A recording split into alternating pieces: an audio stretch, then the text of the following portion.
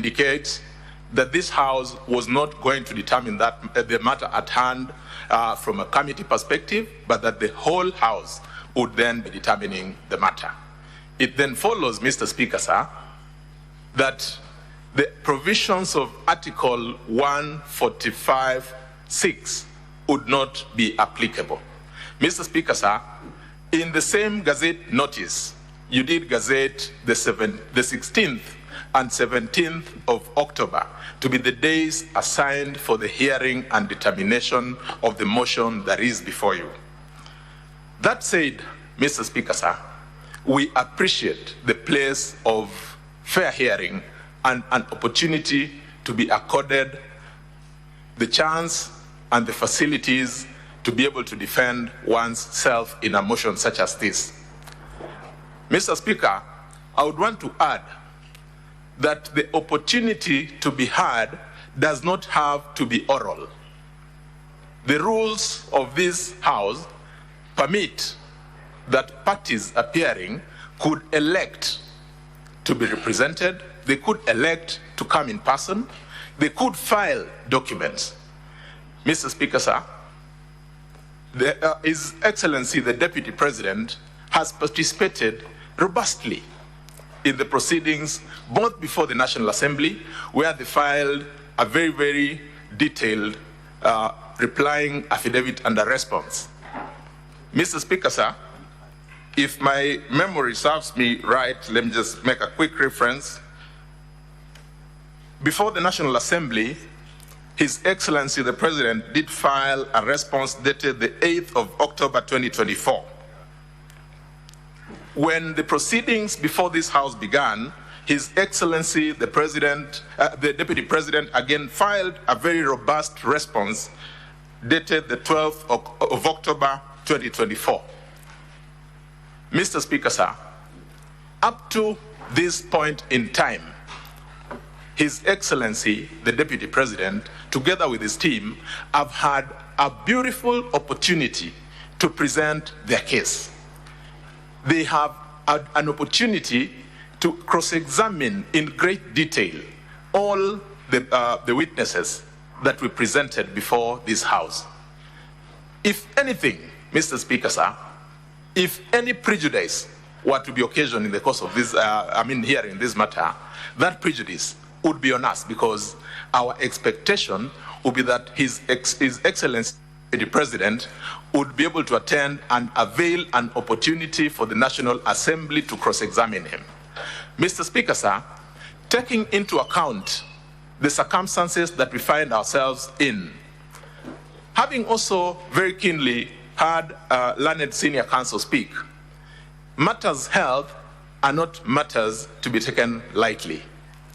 On the same tone, Mr. Speaker, sir, matters held cannot be given timelines. There cannot be certainty that if an adjournment were to be given even for 1 week, then there is clarity and certainty that we'll be able to proceed on that assigned day. Mr. Speaker, sir, we would urge that we borrow practice that has accorded to other similar organs created by the Constitution. I have the courts of law in mind. Mr. Speaker, sir, because I'd earlier on submitted that Article 50 provides for an opportunity, provides for the right to fair hearing, and that fair hearing does not necessarily have to be oral, we have had practice in our Supreme Court where dealing with some of the most important decisions of our lifetimes, including decisions arising from presidential elections, have, in all the elections that we have had parties file submissions and their documents, and that their advocates have had an opportunity to appear before the courts to highlight those documents and pleadings that have been filed. In this occasion, because His Excellency, the Deputy President, has had an opportunity to present all the material that he ought to or he wanted to present, and also had the opportunity to cross-examine all the witnesses that he wanted to cross-examine, all that is left on their side is highlighting. on our part, Mr. Speaker, sir, the part of the National Assembly, so that then we are able to give progress to this matter. We are willing to take the painful decision to forego the cross-examination of His Excellency the Deputy President and only proceed with highlighting submissions in relation to the documents that we have filed before this House. It is our humble view that no prejudice would have been occasioned to His Excellency the Deputy President. Mr. Speaker, sir, we urge that if I heard my learned senior colleague, Mr. Paul Mwite, Senior Counsel, well, he seemed to have been imploring this House to consider adjourning. Mr. Speaker, sir, let me end by drawing the attention of this court to Rule 12 of the proceedings, the rules governing the proceedings currently underway. Mr. Speaker, sir, Rule 12 of those rules dictates that once the hearing has commenced, it shall proceed up to the end. It does not provide for an option for the House to adjourn. If that is the dictate, Mr. Speaker, sir, of the rules governing the proceedings before this House, we urge that being a country, being an organ of a constitution that is that is controlled by the rule of law and the Constitution, you direct that we proceed with the hearing as had been planned. I am most obliged. Mr. Speaker, sir, just before I leave the ground, maybe I would want to invite my leader, Mr. Honorable James Orengo, Senior Counsel, to also just add one word before you give your directions. I'm most obliged.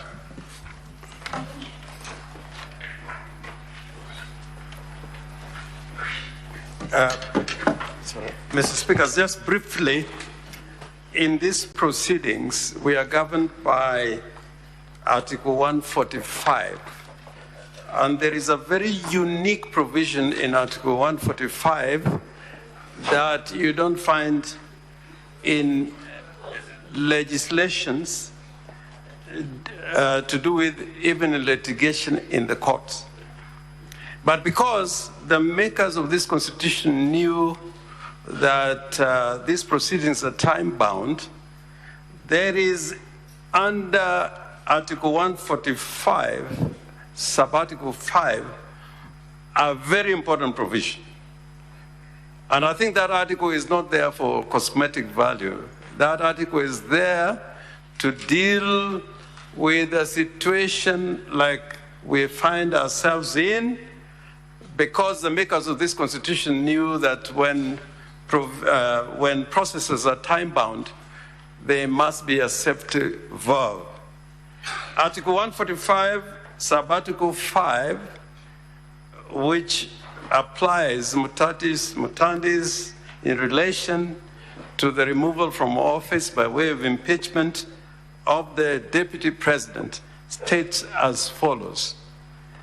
The President, and for that matter, it should be read, the Deputy President, shall they have the right to appear and be represented before the special committee during its investigation.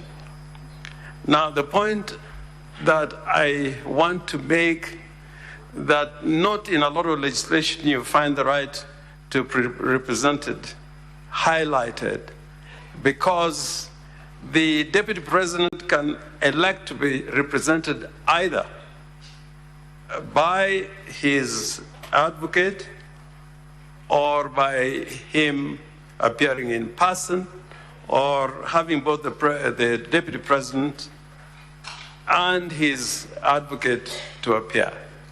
Now, I want to put before the Senate, because a lot of you have this problem a lot of time during the elections. If, in accordance with the election law, you are required to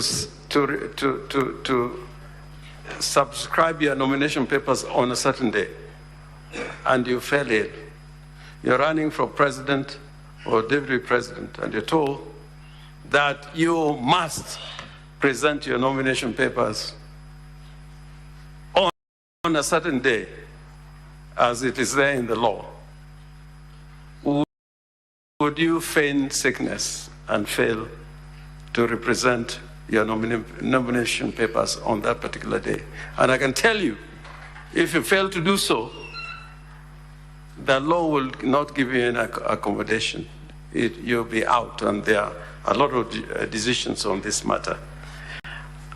I want to talk to this Senate very frankly, that Senior Counsel Mwite was basically giving evidence. He has not told us where, or if he has told us, the medical institution where the Deputy President is.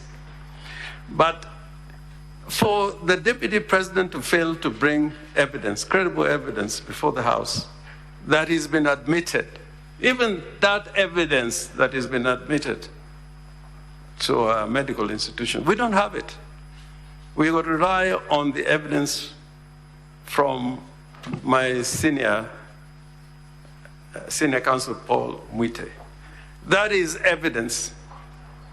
But in practice, I can say without a fear of contradiction, there are many times where people are represented in medical documents, and later on they've been found to be fake, if I may use that word. I think that the Deputy President should have done, we should have had one of the doctors here, at least to tell us about his admission and about his condition, because up to 1:15, the Deputy President was here. He was not evacuated from here in an ambulance. And if I can give evidence from the bar, he went to his office, and again, there's no evidence that he was evacuated in an ambulance. He went to Karen Hospital in himself to check at the hospital. So I think our constitutional duty is to live by what the Constitution requires of us. The greatest prejudice, for me, I was looking forward to cross-examine the Deputy President. But unfortunately, the story that has been told does not include cross-examination of the evidence of the Deputy President, which is on record. But because we are time-bound, and as my London friend Eric Gumba said, we are prepared to go by the evidence in record. The prejudice is to us. The sickness of the Deputy President is affecting us more because we would want to cross-examine him. But he has evidence in record which we cannot test by the way of cross-examination. And there's no assurance that on Tuesday, the Deputy President would be here. Finally, we can also say from here that there are many cases that have been filed all over, including in Malindi today, that has to do with the proceedings that are going on here. So I am in a position to say that this health condition in which the Deputy President is, and I sympathize, may be opportunistic in the absence of medical evidence from a doctor. It may be opportunistic. And I saw him when he came in. I'm not a doctor, but there was nothing to suggest that he was in the condition that Honorable Counsel has been talking about. So do the senators now turn into a jury to make a decision on the basis of evidence presented from the bar by senior counsel without no documentary proof of where the Deputy President is and what ailments is suffering for? I think the more important duty for this Senate is to comply with the Constitution. And we urge you to comply with the Constitution and proceed with the hearing of this impeachment proceedings. Thank you. Senior Counsel Paul Mwite.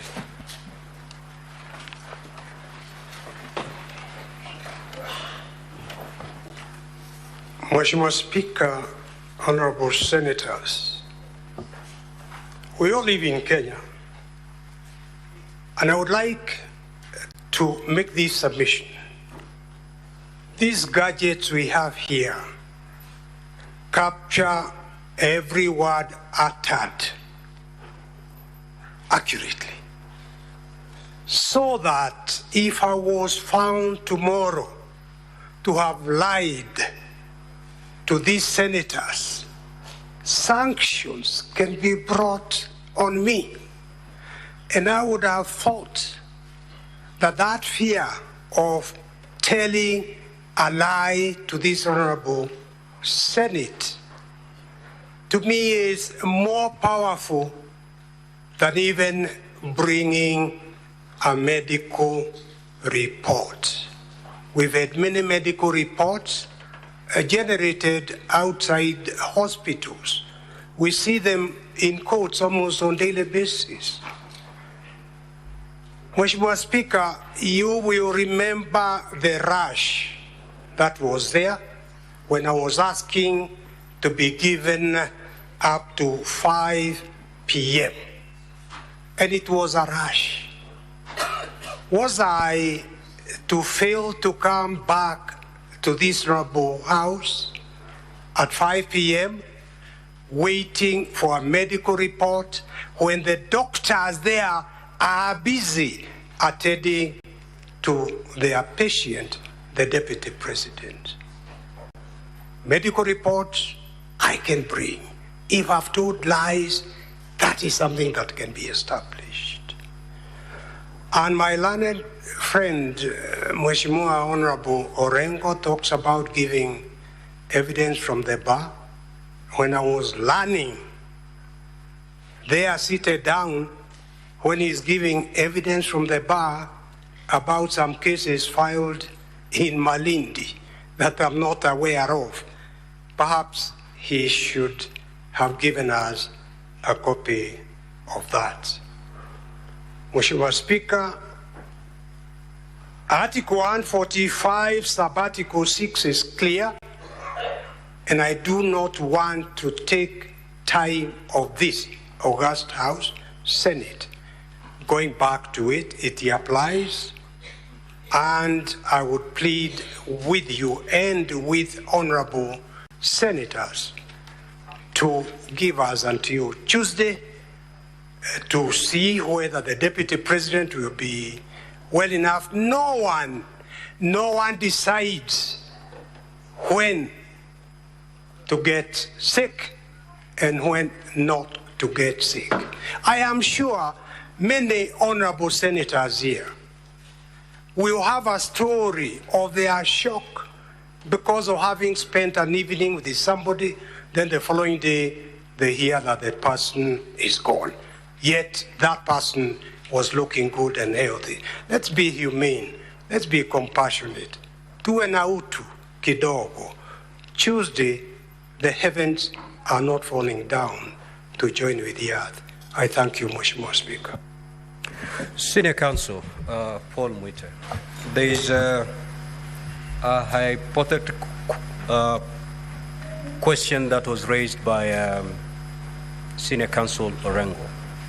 Assuming, and it's just an assumption, assuming the Senate is inclined to grant your client up to Tuesday, and by Tuesday, your client is unable to attend Senate, what then will be the way forward? Mheshimiwa Speaker, I would submit the best thing is for this honorable House, honorable Senate, to make a decision on facts rather than assuming what may or may not happen. Point number one. Point number two, Mheshimiwa Speaker, is the importance of honorable senators seeing with their own eyes how a witness with his stands cross-examination. There are many times when different impressions will be given by a written document. And yet, when cross-examination takes place, individuals change their minds. One can only make a decision on whether this witness is believable or not believable when they see his demeanor in person. So there's nothing to replace orality through cross-examination. There are many witnesses whose statements will be impressive, and yet when they begin to give evidence orally, that impression changes completely on the mind of the jury. The Deputy President wishes to subject himself to cross-examination, wishes under oath to deal with the evidence given adverse to him by witnesses here, so that honorable senators can have an opportunity of making a decision. Is it the Deputy President we shall believe, or is it those other witnesses? That opportunity can only come through orality and through cross-examination. So what this House elects to do, that decision, this House, Mheshimiwa Speaker, they will make on Tuesday. I am always an optimist. So I am living